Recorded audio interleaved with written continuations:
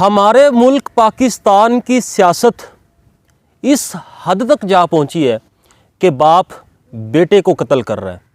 और ये वाक़या पाकिस्तान के शहर पेशावर का है, जहाँ पे नूरुर रहमान नामी शख्स ने अपने बेटे अताउर रहमान को कत्ल कर दिया।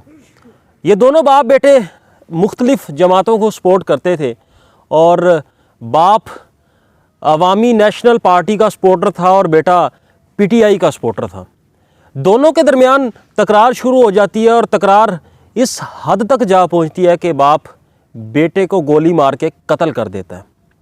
अब मुझे ये बताएं कि क्या सियासत इस चीज़ का अप्रूवल देती है कि आप किसी इंसान का कत्ल करें?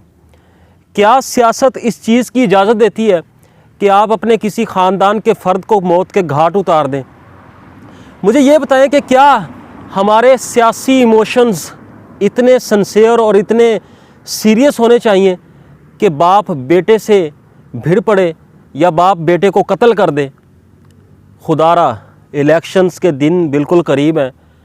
खामोश सियासत करें, अपनी पार्टी को खामोश होके सपोर्ट करें।